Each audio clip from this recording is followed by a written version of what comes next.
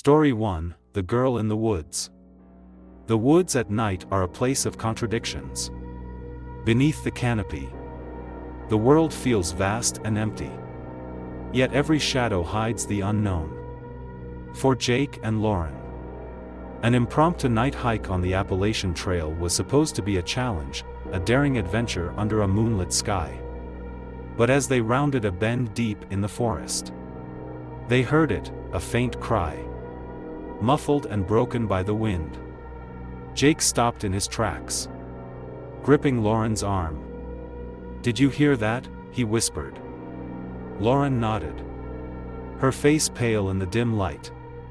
The cry came again, closer this time. It wasn't an animal. It was a person, a woman. They followed the sound, their flashlights cutting through the inky darkness. What they found chilled them to their core. A young woman, barefoot and disheveled, stumbled toward them. Her hair clung to her sweat-drenched face, and her hands were trembling. "They're out there," she gasped. "He's still out there." Before Jake could respond, a distant rustling in the trees made them all freeze. Something, or someone, was watching them. Would you keep going if the shadows in the woods were alive? Jake and Lauren were no strangers to the trail. Seasoned hikers with years of experience. They had always found solace in the wilderness. But that night was different. The idea to take a moonlit hike had been Jake's, an opportunity to experience the forest in a way few dared to. "We'll stay on the main trail," Jake had assured her as they laced up their boots. "It's safe. People do night hikes all the time." Lauren wasn't convinced but agreed anyway. The idea of walking through the forest under the stars held a certain allure, even if the darkness made her uneasy. The first hour of their hike was peaceful. The moonlight filtered through the trees, casting soft silver shadows on the path. Crickets chirped in the distance, and the cool night air was refreshing. But as they ventured deeper into the forest, the atmosphere began to change. The sounds of the night grew quieter. The trees seemed to close in, and an unsettling stillness settled over the trail. The first cry was faint, almost indistinguishable from the rustling leaves. Jake dismissed it at first, assuming it was an animal.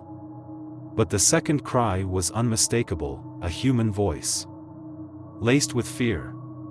Lauren stopped abruptly. "That's a person," she said, her voice trembling. Jake shone his flashlight toward the source of the sound, but the beam only illuminated more trees.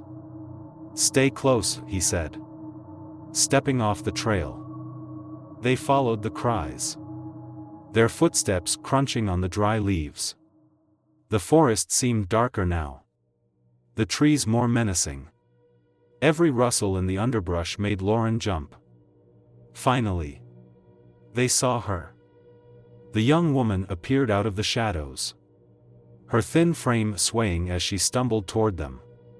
Her clothes were torn, her bare feet caked with dirt, and her face was etched with panic. "Please," she whispered, clutching Jake's arm. "You have to help me. He's still out there." Lauren knelt beside her. "Who? What happened?" The woman shook her head, her eyes darting to the darkness behind them. "I don't know. He came out of nowhere. I ran. But he'll find me." Jake's instincts kicked in. He scanned the woods with his flashlight, searching for any sign of movement. The beam flickered across the trees, but the shadows revealed nothing. "We need to get out of here," Lauren said, her voice tight. Jake nodded. "Can you walk?" he asked the woman. She shook her head, wincing as she tried to put weight on her leg. "My ankle. I think I twisted it." Jake cursed under his breath. Carrying her would slow them down, but leaving her behind wasn't an option. Okay, he said. We'll get back to the trailhead. It's about an hour from here. We'll move as fast as we can. As Jake lifted her onto his back, a sound behind them made them all freeze. It was faint at first, a steady rustling, like someone moving through the brush. Lauren gripped Jake's arm. We're not alone, she whispered. They hurried back toward the trail, the young woman clinging to Jake's shoulders. Lauren led the way, her flashlight cutting through the darkness. The rustling continued, growing louder. It wasn't constant, whoever was following them was careful, stopping when they stopped, moving only when they moved. Keep going, Jake urged, his voice low. The tension was suffocating. Every step felt like a gamble, every shadow a potential threat. Then they saw it, a faint glimmer of light in the distance. The shelter. We're close, Lauren said, relief flooding her voice. But as they approached, their hope was shattered. The shelter wasn't empty. A man and a woman sat on the shelter's platform, their faces illuminated by a dim lantern. They were arguing, their voices low but heated. Hey! Jake called out, startling them. The man stood, his expression wary. Who are you? We need help, Jake said, setting the young woman down carefully. She's hurt. Someone's following us. The woman in the shelter gasped, her hand flying to her mouth. Out here? At night? The man frowned. Are you sure? Positive, Lauren snapped. We've been hearing them for the last half hour. The man grabbed a flashlight and shone it into the woods. I don't see anything. That doesn't mean they're not there, Jake said, his voice sharp. As they debated what to do next, the rustling grew louder. It was no longer subtle, whoever was out there wasn't hiding anymore. Everyone inside, Jake ordered. They crowded into the shelter, the tension thick. Jake gripped a heavy branch he'd found outside, his knuckles white. Lauren held her flashlight like a weapon, ready to swing if necessary. The noises stopped, replaced by an eerie silence. The forest seemed to hold its breath. Then, without warning, a figure burst out of the trees. The man from the shelter was the first to react, swinging his flashlight at the intruder. The beam illuminated a gaunt, shadowy figure with wild eyes. The attacker lunged, and chaos erupted. Jake swung his makeshift weapon, striking the attacker's arm. The figure let out a guttural snarl, retreating into the darkness. Is everyone okay? Lauren gasped, her voice shaking.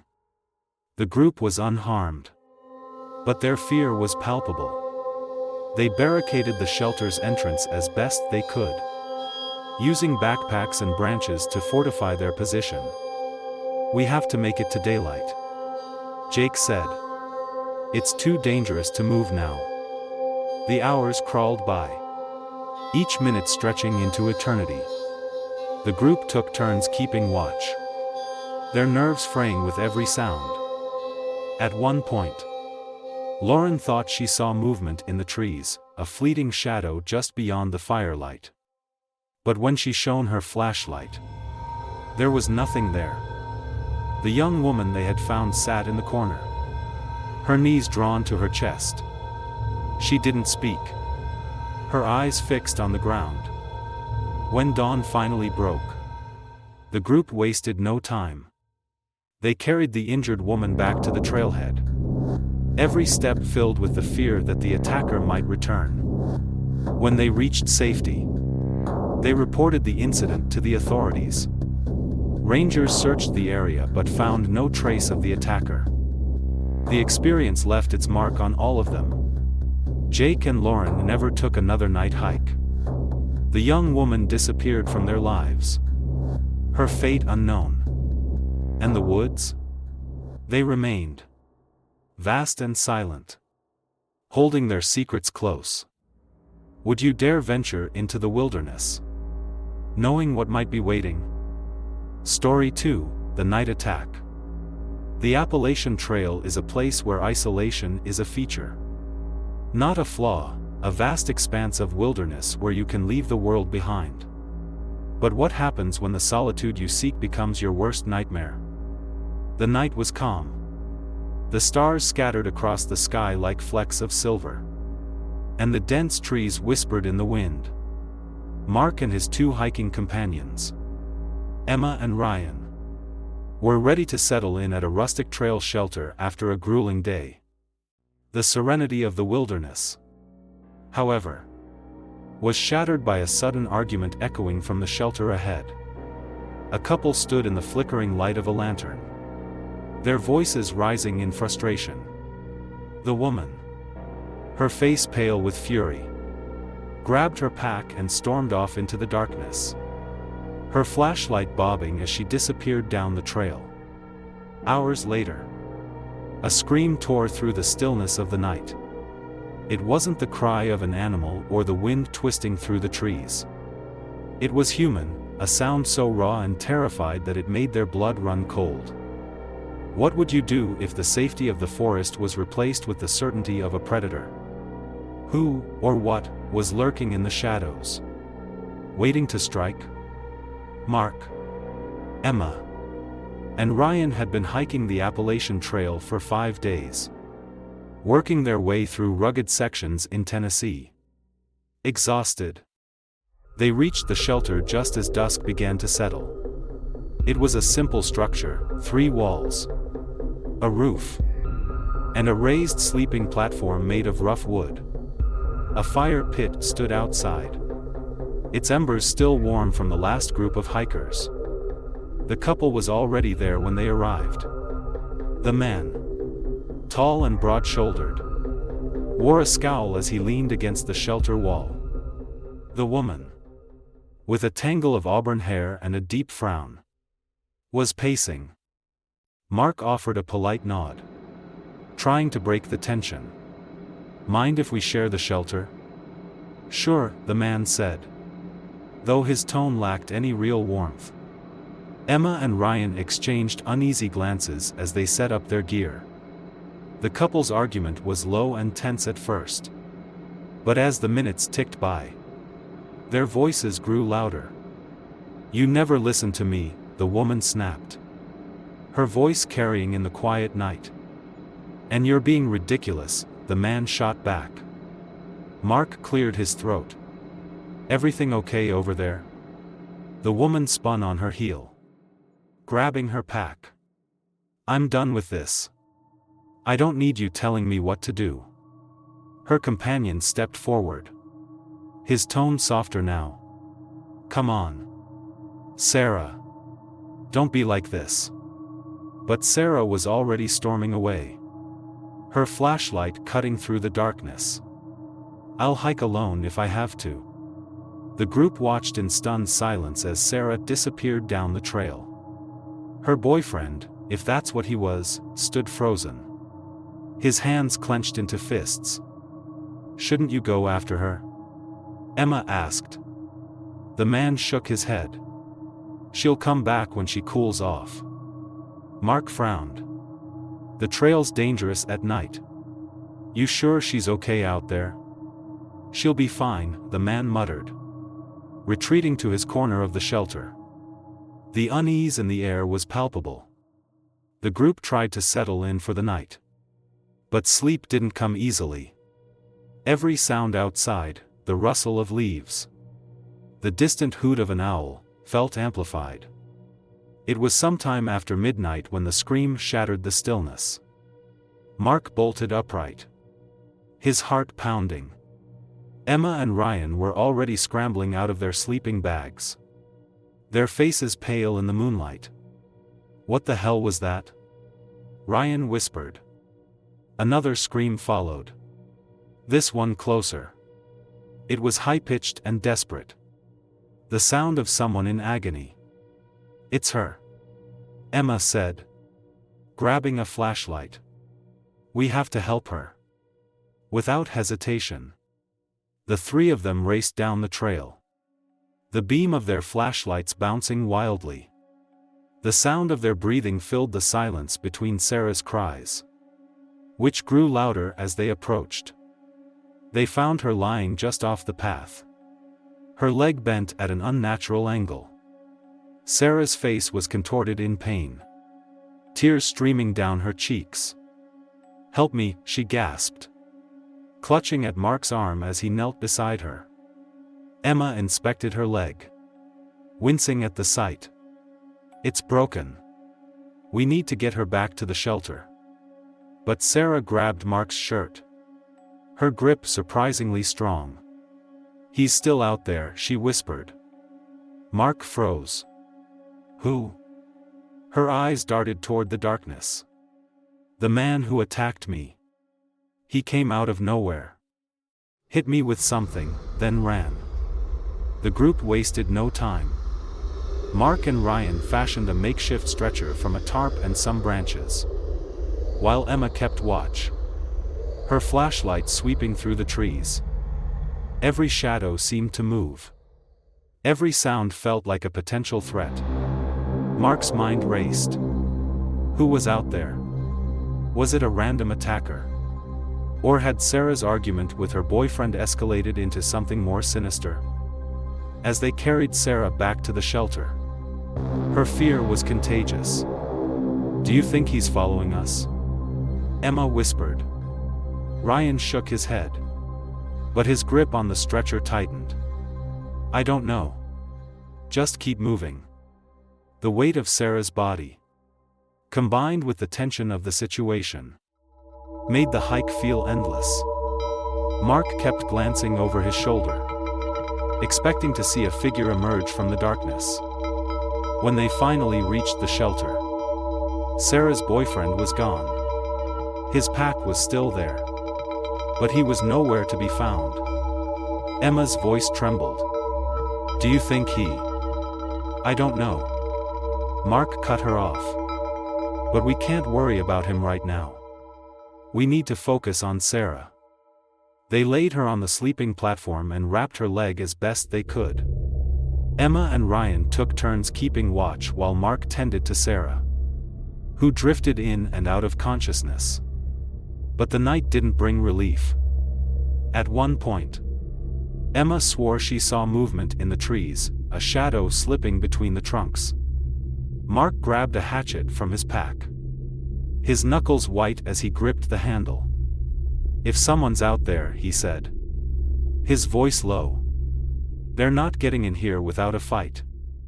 The hours dragged on, every minute steeped in tension. Mark's mind replayed Sarah's words, "He came out of nowhere." Who was he? A fellow hiker? A predator stalking the trail? The possibilities were endless, and each one was worse than the last. As dawn finally broke, the first rays of sunlight cutting through the trees, the group felt a tentative sense of relief. But their ordeal wasn't over yet. They still had to get Sarah to safety, and the attacker could still be out there. Using the stretcher, they began the slow trek back to civilization. The trail felt different in the daylight, but the fear lingered. Every rustle of leaves, every snapping twig set their nerves on edge. Sarah remained quiet, her eyes darting nervously at every sound. "We'll get you out of here," Mark promised, though he wasn't sure if he believed it himself. They eventually reached a ranger station, where Sarah was taken to a hospital. The rangers promised to investigate the attack, but days turned into weeks with no leads. Sarah's boyfriend never returned to claim his belongings, and no other hikers reported seeing him. For Mark, Emma, and Ryan, the experience left a scar. The wilderness, once a place of peace and adventure, now felt like a trap, a place where shadows hid predators and safety was never guaranteed.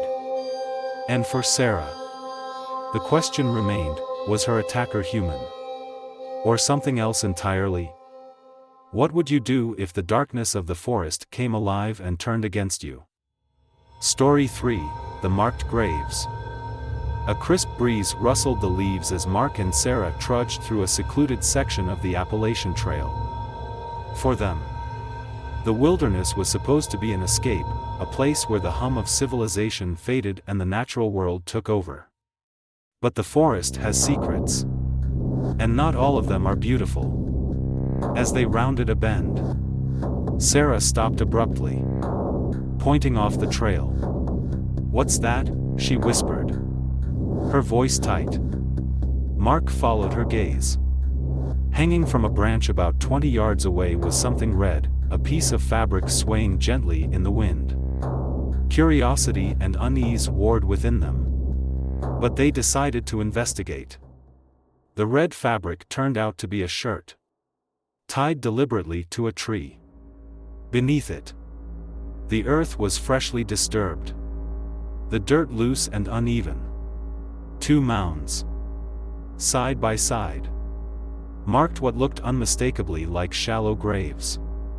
Panic clawed at their throats as they realized the implications. What were they looking at? Who had done this? And most chilling of all, was someone still watching them? The forest no longer felt serene. It felt like a trap. What would you do if you stumbled upon something you were never meant to find? Mark had always been the adventurous one. He loved the feeling of losing himself in the wilderness, where time slowed, and every step felt like a rediscovery of the natural world. Sarah, his best friend since college, shared his love of the outdoors, though she often teased him about his tendency to overplan their trips. "This is why we carry a map," she said that morning as they checked their route. "Getting lost isn't part of the adventure, Mark." But they weren't lost, not yet. The trail ahead was clear, the map pristine. It was the third day of their week-long hike through the Glastonbury section of the Appalachian Trail. And so far, it had been everything they'd hoped for: peaceful, challenging, and utterly beautiful. By early afternoon, the sun had started to dip behind thick clouds, casting long shadows across the path. The air was cooler here, and the dense trees muffled even the sound of their boots crunching the dirt. It was then that Sarah spotted the red fabric. "What is that doing out here?" Sarah asked, narrowing her eyes. Mark squinted. "Probably just someone's shirt. Maybe they left it behind." But even as he said it, something about the way the shirt was tied to the branch felt intentional. It wasn't draped casually like trash or caught by accident, it was knotted. A deliberate act. "We should check it out," Sarah said, though her voice betrayed her hesitation. Mark nodded. His curiosity piqued. He stepped off the trail first, Sarah following close behind. The ground was uneven, the air heavier somehow as they ventured into the trees. When they reached the shirt, Mark's stomach sank. Beneath it, the ground was visibly disturbed. Two oblong mounds of earth rose from the forest floor, their edges still soft and loose. "Mark," Sarah's voice cracked. "Those look like graves." The realization hit them like a physical blow. Mark dropped his pack, crouching near one of the mounds for a closer look. "It's fresh," he said, his voice hollow. "The dirt hasn't even settled." Sarah took a step back, her arms crossed tightly over her chest. "We need to leave. Right now." Mark stood, his mind racing. "We can't just ignore this. Someone needs to know." "Fine. Sarah said, her voice rising. We'll report it when we get back to town. But staying here? That's not an option. Her fear was infectious. The once inviting forest now felt oppressive. The shadows deeper. The silence heavier. The thought that someone might be nearby, that they might have stumbled onto something they weren't supposed to see, was too much to bear. Back on the trail. They picked up their pace, glancing over their shoulders every few minutes. Mark kept replaying the scene in his mind, the red shirt, the graves, the eerie quiet of the woods. What do you think it was? Sarah asked, breaking the silence. Mark shook his head. I don't know. Maybe hunters? Or, he trailed off, unwilling to voice his darker thoughts. Or someone burying bodies. Sarah finished for him. Neither of them spoke after that. As the sun dipped lower, their anxiety only grew. Every rustle of leaves, every snapping twig set their nerves on edge. The forest felt alive in a way it hadn't before. As though it were watching them, waiting for them to let their guard down. At one point, Mark thought he saw movement in the trees, a flicker of motion just beyond his peripheral vision. He froze, straining his ears for any sound. But there was nothing. You okay? Sarah asked, noticing his hesitation. Yeah, he lied. Just thought I saw something. But he couldn't shake the feeling that they weren't alone. The air grew colder as night fell. And they decided to make camp earlier than planned. Neither of them wanted to risk hiking in the dark. Not after what they'd seen. Their campsite was quiet. But the sense of unease lingered. Mark kept the fire going, its flickering light casting long shadows that danced ominously against the trees. Do you think we should have stayed to look closer? He asked, breaking the silence. Sarah shot him a sharp look. Are you serious? After what we saw? I just mean, what if there's evidence? Something the police could use? She shook her head. Mark, there's no way we're going back. What if whoever did it was watching us? The thought sent a chill down his spine. She was right. The graves were fresh. The red shirt too deliberate. Someone had been there recently, maybe even still was. Neither of them slept well.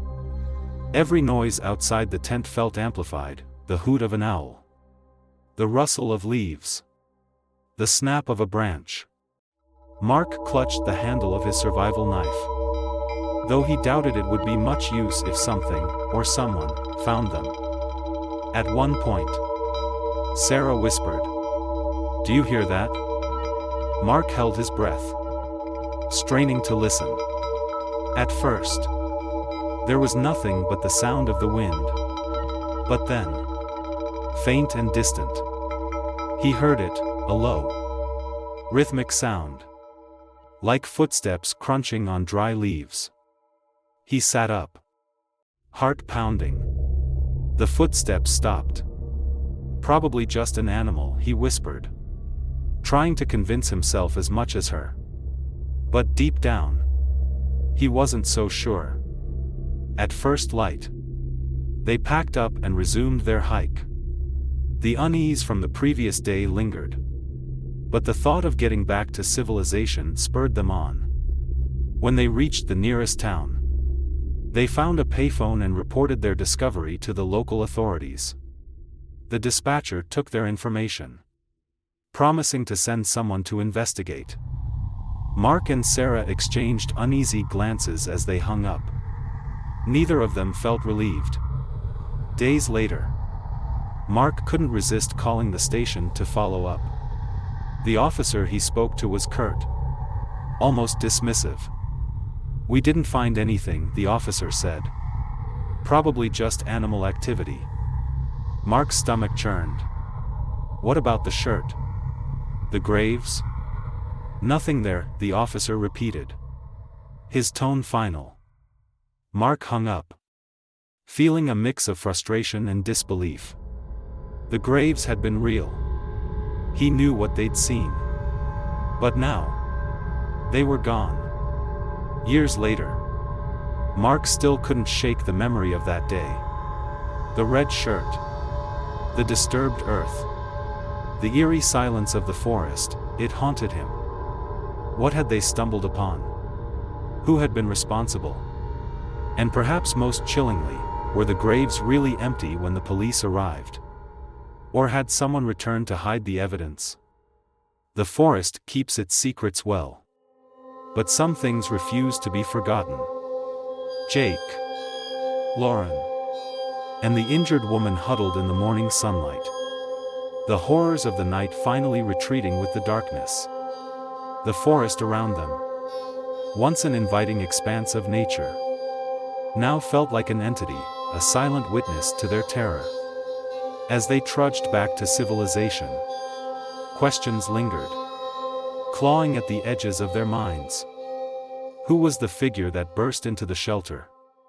Was it simply a desperate man or something far darker, concealed by the shadowed woods? Why was the young woman in the forest alone? And who, or what, had been chasing her? Most chillingly, why did the woods seem to breathe with an unseen life, whispering its secrets just out of reach? As Jake looked back one last time, the dense canopy of trees swallowed the trail, hiding its truths once more. The story may have ended, but the forest still waits, silent and ominous. Would you dare to step into its depths? What do you think Jake and Lauren should have done differently? Could you handle the pressure of being followed in the dark woods? Let us know your thoughts in the comments below. If you enjoyed this chilling tale, don't forget to like, share, and subscribe to Wolf Tells. Every click helps us keep bringing you spine-tingling stories. Stay curious, stay brave, and stay safe.